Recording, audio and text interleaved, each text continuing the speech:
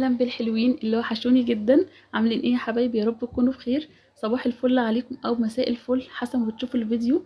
النهارده بقى الفيديو بتاعنا حلو قوي، كل محبين اسكندريه يحب الفيديو ده. فيديو كده خفيف ولطيف، بدأت بيه اليوم ببحر اسكندريه، وحبيت اوريكم كده شكل البحر وانا يعني راكبه العربيه، اوريكم كده منظر السماء مع منظر البحر مع جمال اسكندريه. بجد كان الجو حلو جدا، بس انا كنت مستعجله بصراحه، فما كنتش عارفه انزل اقعد على البحر يعني واصور كده اكتر. كان عندي مشوار مهم فخلصت ورجعت بقى البيت. هنعمل كده غدا اسكندراني برضو حلوة قوي.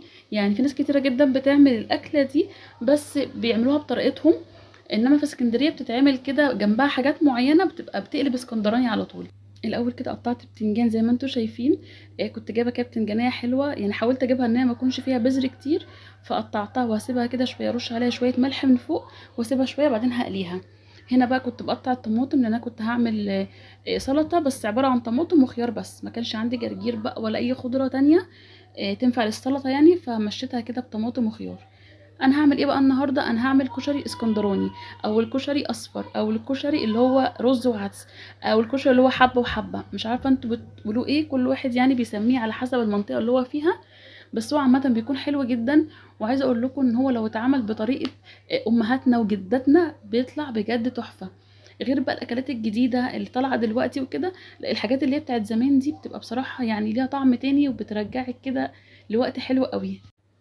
كمان كنت هقلي فلفل لان انا بحب جدا الحاجه الحاميه، مع انها بتتعبني جدا جدا. عايزه اقول لكم ان الحامي ده اثر عليا، مش قادره اقول لكم اثر عليا لحد فين، بس برضو انا مش بعرف اكل غير ما يكون الاكل حامي او جنبه كده حاجه حاميه. فانا الفلفل كده هقليه. عشان اقليه بقى، وخلي بالكم ان الفلفل من الحاجات اللي هي بتطرطش وهي في الزيت جامد جدا.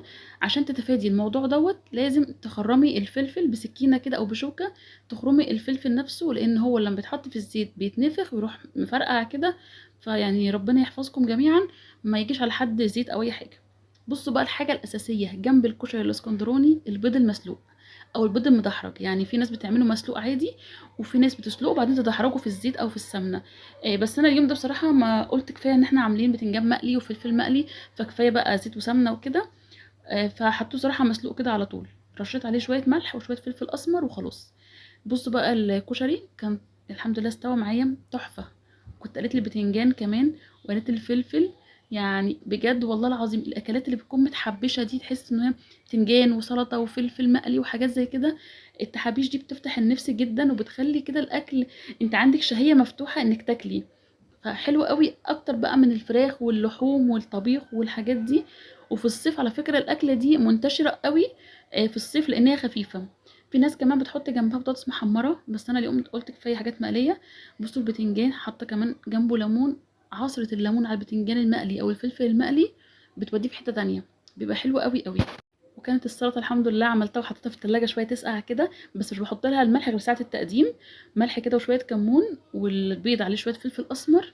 بصوا بقى الاكله وجمالها والله العظيم تحفه. يا رب تكون الاكله عجبتكم والفيديو كان خفيف عليكم. استنوني في فيديو جديد، ما تنسوش اللايك واشتراك في القناه وتعليق حلو زيكم. مع السلامه يا حلوين، في حفظ الله، باي باي.